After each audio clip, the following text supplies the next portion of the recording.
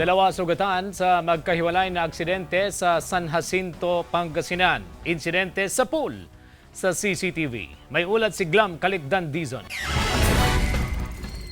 Iba yung pag-iingat ang abiso ng pulisya sa mga motorista, lalo na ngayong bakasyon at tag-init.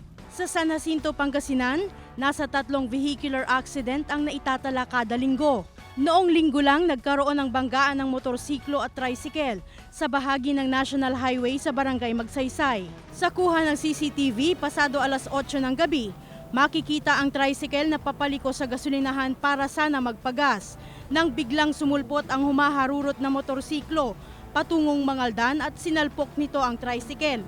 Sugatan at dinala sa ospital ang driver ng motorsiklo. Ligtas naman ang 3 sakay ng tricycle kabilang ang mag-ama. Hinihintay pa raw ng pulisya ang pag-uusap ng magkabilang panig. Medyo grabe kasi highway yan, mabilis yung mga sasakyan dyan at hindi niya siguro na control at hindi niya alam na liliko yung kaya yung impact talagang malakas. May nakapark po ditong jeep po yun.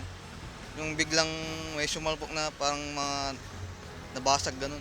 Kagabi naman, isang motorista ang naaksidente sa Provincial Road ng Barangay Kapaway. Sa CCTV footage, mabilis ang lalaking nakamotorsiklo hanggang sa mawalan ito ng kontrol at napunta sa kabilang lane. Nasagi nito ang concrete barrier hanggang sa tuluyang sumalpok at tumilapon sa plant box. Nasa ligtas na raw na kalagayan ang driver ng motorsiklo. Siguro nakainom yung tao at yun na yung naging dahilan. Kaya hindi niya napansin o napunta siya sa gilid sa plant box. Kasama si Jing Dakanay, ako si Glam Calicdan Dizon, naghahatid ng Balitang Amyanan.